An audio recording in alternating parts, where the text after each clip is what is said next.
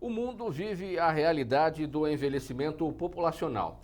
E no Brasil não é diferente. As estimativas do IBGE apontam que o número de idosos já passa de 20 milhões. E a previsão é de que triplique nos próximos 20 anos. No último dia 1º de outubro foi comemorado o Dia Internacional do Idoso. O TV em Revista começa agora. O Dia Internacional do Idoso, que é comemorado dia 1º de outubro e que coincide com a criação do Estatuto do Idoso desde o ano de 2006. Os grupos de terceira idade vêm se qualificando a cada dia que passa.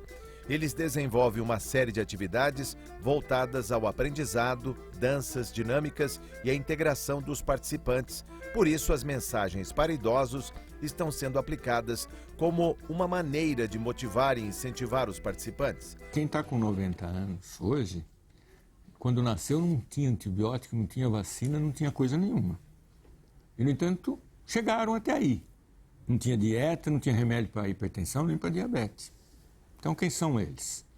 São aqueles que, por uma causalidade e por uma boa genética, conseguiram atravessar as chamadas adversidades da vida. Então, só pôde gerar esta demanda para a terceira idade, porque esses sobreviventes vieram. Então, eles são sobreviventes mesmo. Eles são como se fosse uma raça que foi depurada a partir de um ambiente sem água, sem esgoto, rural, essencialmente rural. O Brasil deixa de ser rural na década de 80.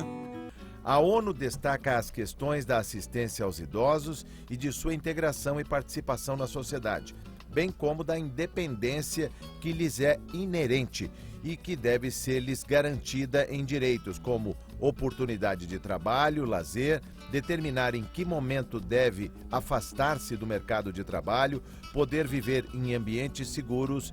Eu acho que deles saírem de casa, sair da rotina, né? Sair daquele ambiente de casa, vir para um outro ambiente, ter uma socialização com os colegas da Hidro, né? Eles vão a bares não, mas a restaurantes juntos, eles completam aniversário, então eles se socializam bem.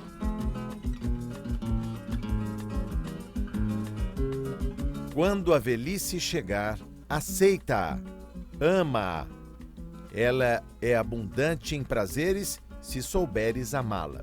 Os anos que vão gradualmente declinando estão entre os mais doces da vida de um homem. Mesmo quando tenhas alcançado o limite extremo dos anos, estes ainda reservam prazeres. Sêneca, filósofo romano. Quase 10 milhões de brasileiros possuem algum grau de deficiência auditiva, segundo o IBGE. E desse total, mais de 2 milhões são surdos. Crianças, jovens e adultos que enfrentam diariamente dificuldades e, o pior, preconceito. Aqui na capital paulista, uma escola especializada para surdos aposta na linguagem dos sinais e prepara os alunos para o mercado de trabalho e principalmente para a vida. O Tiago está no 3º ano do ensino médio. Nos dá entrevista com a ajuda da professora de física. Já sabe exatamente o que vai fazer quando sair daqui. Qual que é a importância que ele vê em estudar, em estar aqui aprendendo, se formando? Como é que ele vê esse aprendizado na vida dele, a importância disso? Ele acha importante, sim, né? Esse grupo de estudo é fácil, o professor ensina, ela sabe, a Libras. Então, ele vai desenvolvendo e aprendendo para o futuro, saber escolher melhor a sua carreira, o seu profissional e o caminho para a sua vida. O clima na sala de aula é descontraído e Adriana não tem dificuldades para explicar as regras de matemática e os princípios da física. Ela escolheu estar aqui com eles e buscou especialização na linguagem dos sinais. No primeiro momento, né, eu tive contato com a Libras, fazendo cursos de Libras na FENES, tanto aqui no Instituto.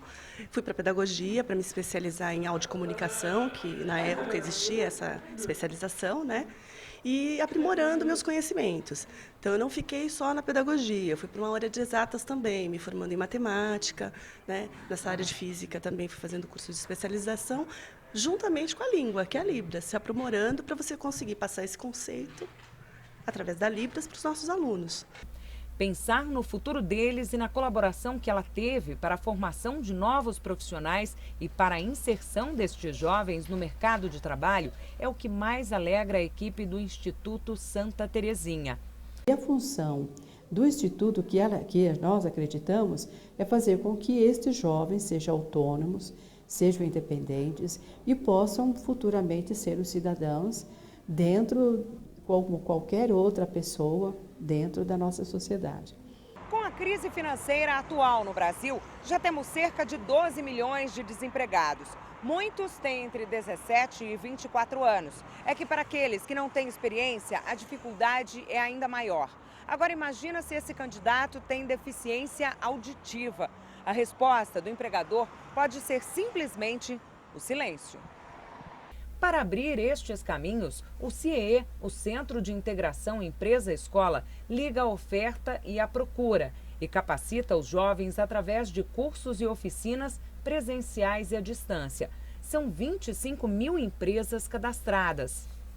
Temos parcerias com empresas que buscam essas pessoas com deficiência e nós iremos encaminhar esses jovens, iremos oferecer a eles treinamentos, se for o caso, e certamente vamos auxiliá-los nessa busca à tão sonhada oportunidade no mercado de trabalho.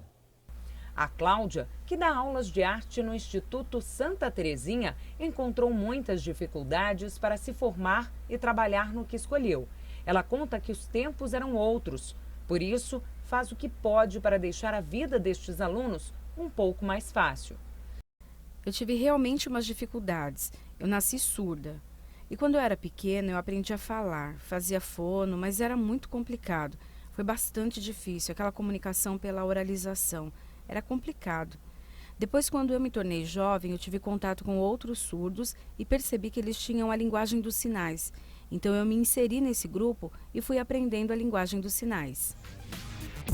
O Brasil detém um importante status. É o primeiro país no mundo quando falamos em empreendedorismo. 4 em cada 10 brasileiros possuem uma empresa ou participam de alguma atividade relacionada à criação de um negócio próprio. Aqui na Assembleia Legislativa está em estudo um projeto de lei que pretende criar o Dia do Jovem Empreendedor. Ter seu próprio negócio, transformar oportunidades em lucros. Da iniciativa do empreendedor dependem empregos e o desenvolvimento do país. O brasileiro é tradicionalmente uma nação empreendedora. Os relatórios que monitoram a atividade empreendedora sempre apontam isso. O Brasil está sempre no topo do ranking, né, nas posições principais. Isso é muito positivo. Porém, é muito importante que todo mundo que pense em empreender, fazer uma empresa, se prepare, entenda os conceitos e as funções de gestão, entenda a oportunidade que ele está procurando explorar e desenvolver sua empresa, entenda os conceitos de negócio, de mercado, de público, de produto, aspectos de legalização, ou seja, só dá para empreender depois que você estiver preparado para fazer a entrada no mercado. A gente costuma falar o seguinte: invista muito tempo e energia primeiro, planejando, buscando informações, descobrindo o que é atuar naquele segmento, para depois investir dinheiro, investir capital e aí sim fazer o negócio funcionar. O consultor lembra que neste ano de 2016, só no estado de São Paulo, cerca de 500 mil empresas devem passar pelas ações de orientação promovidas pelo Sebrae. O papel do Sebrae é apoiar o empreendedorismo e apoiar as pequenas empresas no desenvolvimento da sua competitividade para fortalecer a economia nacional. Isso é feito das mais variadas formas e para todos os tipos de empreendedores, desde aqueles iniciantes que estão começando com as ideias, até aqueles que já estão estabelecidos e estão buscando ampliação de mercado, crescimento, muitas vezes internacionalização. Praticamente 4 em cada 10 brasileiros estão envolvidos em um negócio próprio ou na criação de uma empresa, revela uma recente pesquisa aqui do Sebrae. Vamos conhecer agora um destes empreendedores. Camilo começou a empreender com 14 anos. Sua empresa é responsável pela fabricação do primeiro beacon nacional. Este aparelho que identifica por meio de um aplicativo as promoções de comerciantes próximos a um smartphone, por exemplo. O que nos dá muito orgulho, o resultado é o primeiro beacon, o primeiro dispositivo emissor de Bluetooth para microlocalização e para comércio, para marketing e comércio nacional. O que ele faz, ele emite sinais que você pode receber pelo seu celular, e se você está num shopping ou numa loja e passa próximo disso, você recebe uma mensagem avisando, ou com uma propaganda, ou com um desconto, com um benefício a respeito daquilo que está ao seu lado. Então, se você está comprando calçado, por exemplo, e tem um beacon desses, do lado de um calçado, você pode chegar ali e receber mais informações sobre aquele calçado em particular. Com 26 anos, Camilo é responsável pela direção geral e estratégica de novos negócios da empresa. Engenheiro de computação pela USP, passou pela Universidade de Copenhague e pelo MIT, o maior instituto de tecnologia do mundo. O empreendedor está disposto a tomar riscos, muito mais do que um trabalhador convencional. Sabe que tem riscos envolvidos naquela atividade, mas está disposto a aceitá-los, né? Mesmo dependendo do que pode acontecer, as incertezas ou as imprevisões a respeito da empresa, está disposto a tomar e, acima de tudo, tem um sonho muito maior de construir algo muito maior. Né? Então, o risco e o retorno estão juntos aí, né? Para homenagear empreendedores como Camilo, a Assembleia Legislativa de São Paulo pretende criar o Dia do Jovem Empreendedor por meio do projeto de lei 687 de 2016. O Legislativo paulista tem iniciativas de fortalecimento das políticas públicas do setor, como a Frente Parlamentar do Empreendedorismo. Eu acho que é uma boa iniciativa, principalmente se utilizada para incentivar novos jovens, ou incentivar os jovens a empreenderem. Se for apenas pelo reconhecimento, como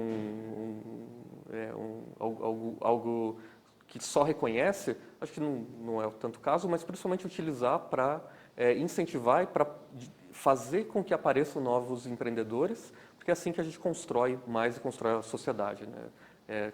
Construindo essas opções e colocando as opções para as pessoas, para daí elas poderem executar e crescer. Você já conhece as mudanças nos serviços do WhatsApp? As novas regras vão fazer parte da vida de mais de 100 milhões de brasileiros. O aplicativo de mensagens WhatsApp anunciou que vai compartilhar os dados de seus usuários com o Facebook. Comunicado da empresa informa sobre a atualização dos termos de serviço e política de privacidade.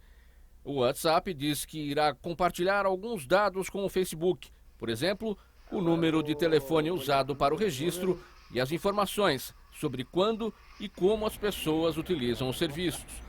O texto diz que as mudanças são para melhorar as experiências dos usuários com anúncios e produtos no Facebook. As reações à novidade no aplicativo de mensagens, presente nos smartphones de 100 milhões de brasileiros, foram imediatas.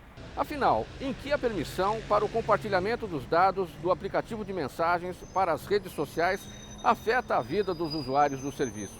Será que a privacidade das pessoas está ameaçada? A gente não tem uma legislação que criou esse direito e não definiu o que é dado pessoal. Rafael Zanata se refere ao Marco Civil, uma espécie de Constituição da internet brasileira. A lei, de 2014, define os direitos fundamentais dos usuários da rede no país, como a garantia da liberdade de expressão, privacidade e proteção de dados pessoais. Ali tem uma regra, tem um inciso que diz que a coleta de dados pessoais precisa do consentimento. Mas qual que é o problema do Marco Civil? Ele não explica o que é dado pessoal, ele não explica a diferença entre dado anônimo e dado pessoal, ele não explica quem que vai fazer o cumprimento dessa regra, qual que é a autoridade que vai fiscalizar isso. É um dos direitos básicos do usuário ter a privacidade e proteção de dados pessoais garantida. E que todo tipo de novo uso de dados pessoais tem que ser precedido por um consentimento expresso. Só que o Brasil não possui uma lei de proteção de dados pessoais. No caso do WhatsApp, a gente está sentindo isso na pele. Porque é pelo fato de não ter essa lei de dados pessoais que a gente não consegue movimentar o Ministério da Justiça e a Secretaria Nacional do Consumidor, porque nós não temos argumentos jurídicos para dizer, olha, ofendeu a lei de dados pessoais, porque essa lei não existe. O especialista explica em qual modelo de direito em tecnologia deveria estar baseado o novo termo de serviço e política do WhatsApp. É aquele no qual você escolhe as opções que você quer passar, os dados que você quer passar para a empresa, para melhorar o seu serviço ou para ter propaganda direcionada. Então, o que é errado? Errado é uma empresa chegar e te deixar sem saída. É o que está sendo feito. Que é o que está sendo feito. Ou você aceita ou você aceita. O que é o correto? O que é o justo? É a empresa te dar a opção de escolha e dizer, olha, tudo bem, nós vamos melhorar o serviço e queremos coletar esse dado. Você autoriza? E ele deveria te dar a opção de você escolher se você rejeita compartilhar os seus dados telefônicos e se você rejeita compartilhar os metadados.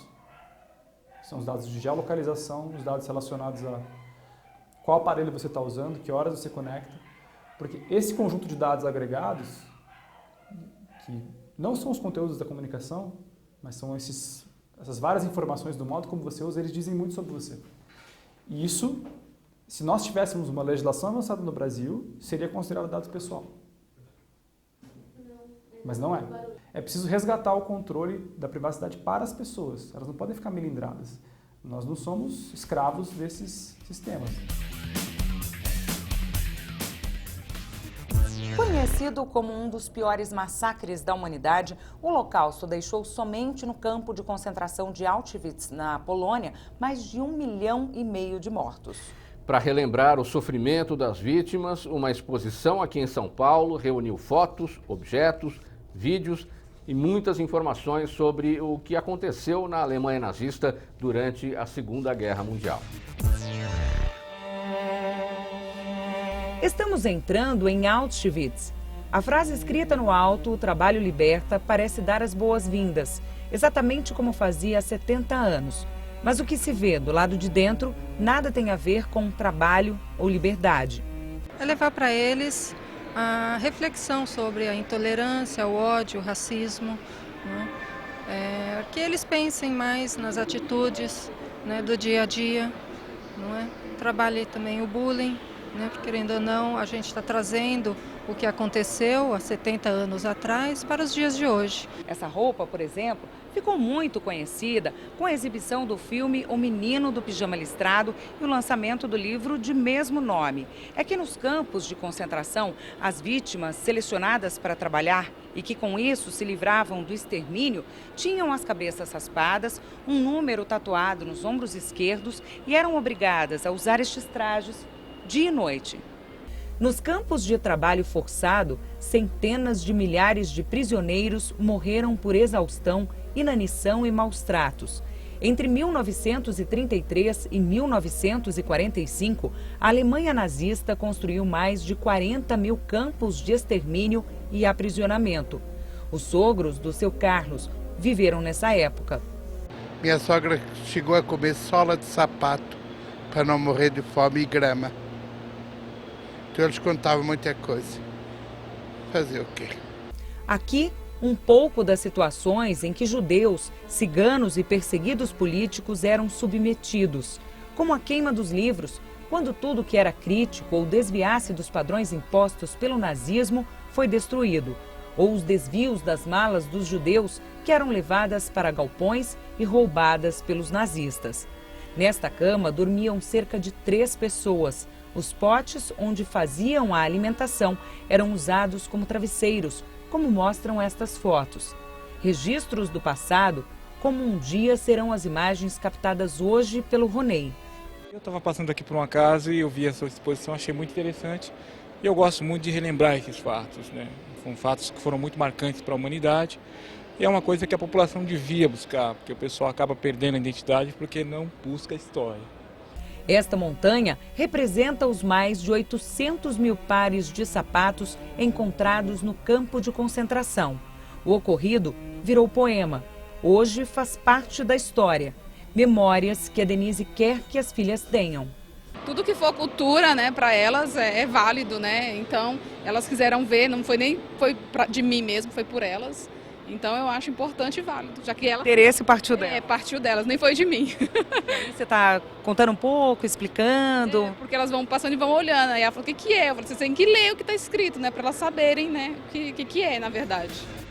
Eles são tantos em todo o Brasil que nem dá para saber o número certo. Estamos falando dos integrantes de motoclubes, ou os apaixonados por motos. E além da paixão pelas máquinas e também pela velocidade, quem faz parte de um motoclube também arranja tempo para projetos sociais. Nas costas de cada motociclista, o emblema do Motoclube do Coração. Outros acessórios caracterizam esse pessoal e não deixam dúvidas que todos adotam o mesmo estilo duas rodas de viver. Eles formam uma família, são companheiros na alegria e no divertimento, em encontros que geralmente acontecem nos fins de semana. Passear, né, curtir a natureza, curtir a estrada, conhecer novos locais, fazer turismo em geral e a gente se confraternizar aos finais de semana. Moto estritamente para lazer, esse é o uso básico que a gente tem. A partir do momento que você faz parte de um motoclube, a intenção é essa, né, que a gente se reúna para fazer um passeio no final de semana, ir a outros eventos, conhecer lugares novos. O primeiro motoclube brasileiro foi fundado no Rio de Janeiro, em 1927. Entre motoclubes, aqueles com estatuto e sede própria, e os motogrupos, que não possuem a mesma formalização, são 5.000 em todo o país. O número de integrantes, ninguém sabe ao certo. E a sociedade muitas vezes também desconhece que por trás dos maquinados rolam trabalhos de ação social voltados aos mais carentes. Ainda a sociedade olha a gente com um pouco de preconceito. Ao longo dos anos, a gente vem quebrando um pouquinho, né, esse tabu aí, porque as nossas festas, 90% das festas que são feitas pelos motoclubes hoje no estado de São Paulo e no Brasil, né, elas têm cunho social. Então a sociedade em si está caindo na real, está aprendendo com a gente, que a gente faz uma festa para arrecadar brinquedo, a gente faz uma festa para arrecadar fralda geriátrica, a gente faz festa para arrecadar alimento, né, e dar para aquela pessoa necessitada. Os motociclistas lotaram a solenidade em homenagem aos motoclubes, onde foi lido um manifesto. Nós estamos aqui para exigir que os representantes do Estado, os poderes executivos, legislativos e judiciários nos representem e nos defendam. Nomes de vítimas de latrocínios, os roubos seguidos de morte, cometidos contra os motociclistas. A Assembleia Legislativa possui a Frente Parlamentar de Proteção do Motociclista. Vamos fazer aqui uma frente para que a gente traga todo mundo, Detran, trazemos a Polícia Civil para cá, que cuida dos desmanches, que cuida das motos, que cuida dos roubos e furtos, que é ligado às investigações. Traremos aqui a Polícia Militar e vamos colocar mais comando, mais polícia na rua, porque os motociclistas hoje estão tendo risco de final de semana de sair com as suas motos e não poderem andar. O deputado Coronel Telhada, que preside a Frente Parlamentar, ouviu atentamente o relato. Anunciou durante a solenidade uma reunião com autoridades para debater o problema. Nós vamos prestar homenagem, mas também vamos dar uma incrementada aqui para a gente fazer valer a força dos motoclubes no sentido de exigir providências não só na segurança, como em outras pretensões que eles tiverem. Um presente delicado, uma demonstração de amor, carinho ou simplesmente o prazer de cultivar uma flor. O Brasil ainda é um mercado emergente quando falamos em produção e consumo de flores. Mas uma coisa é certa, a paixão está em primeiro lugar para quem trabalha com as flores, um produto tão especial. Alessandra Lima resolveu ser feliz. Há 9 anos eu decidi fazer outra coisa que era o que eu sempre sonhei em fazer, na verdade, que é ser florista. Eu sempre sonhei em trabalhar com flor. A paixão de criança se tornou profissão. Você vê o arranjo bonito, o belo mesmo, aquilo já te dá um conforto, já te dá alguma sensação positiva, né? Então, assim, o principal do trabalho é que leva uma sensação positiva de qualquer forma para as pessoas, cada um de um jeito, né? Cada um tem a sensação, alegria, aconchego, conforto, ou às vezes uma lembrança, nossa, a flor me lembra alguém e tal, mas principalmente para mim é informação de vida, né? É uma vida, né? Alguma coisa viva. A Alessandra faz arranjos personalizados e tudo influi. A idade da pessoa, a ocasião e também até a personalidade. Alessandra, como que você conversa com a pessoa, com o cliente, para saber exatamente o arranjo para ela? Tem uma diferença quando é presente, é muito mais pessoal, né? Então, é um bom exemplo. Eu converso, eu sempre quero saber um pouco sobre a pessoa que vai ser presenteada. Então, sim, é importante saber a idade, profissão também diz um pouco, mas eu gosto muito de saber da relação da pessoa com a pessoa que vai ser presenteada. Isso me diz muito mais do que só idade, profissão e essas coisas. Então, é difícil explicar isso, porque, assim, é inspiração para mim, né? Nesse arranjo, a gente vê, no mínimo, três tipos diferentes, né? Nem sempre é assim, né? O que eu tô te dizendo, às vezes eu faço com um tipo só. Mas esse é. Mas conhecer a variedade das flores é importantíssimo, importantíssimo. Até eu tinha, no começo da carreira, um caderninho que a Alhambra faz, que tem todos os tipos de flor, tem as cores. Então, no comecinho eu olhava muito para saber outras flores que eu não via normalmente no Ceasa e tal. E até hoje, muita coisa eu descubro, assim, porque às vezes chega alguma coisa nova em algum fornecedor que eu nunca vi, ou alguma flor que eu, sei lá, já vi plantada, eu não sabia que ia conseguir comprar de corte. Então, ou folhagem, enfim, é um infinito de coisas, né? A relação de Alessandra com as flores não é apenas comercial, vai muito além disso. Eu sou apaixonada por flor desde criança, assim, sempre tinha flor por perto, sempre parava para ficar olhando. Assim, eu não sei te dizer porque, assim, é realmente uma paixão, assim.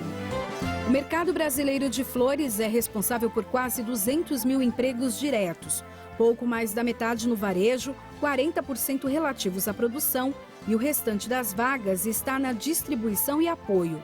O setor estima crescimento para 2016 na ordem de 8%, com faturamento de 6,65 bilhões de reais. A gente precisaria melhorar a constância de produção interna, né? E nós precisaríamos também melhorar o nosso nível de qualidade e para conseguir alcançar o mesmo nível que é praticado fora do país, né, nos mercados internacionais. E diante de um mercado ainda interno crescente, é muito difícil você, muitas vezes, convencer um produtor a partir para uma exportação com o nível de risco que essa operação envolve, porque a gente vai estar trabalhando com flores, onde qualquer impacto na pétala ou na folha, ele vai representar uma perda, né? Muitas vezes, se você estiver exportando um buquê de flores, por exemplo, com 12 hastes e uma haste se quebrar no transporte, isso vai ser uma perda de 12, né? Não apenas de uma haste. Então, nesse sentido, o nível de risco de uma operação internacional é muito maior.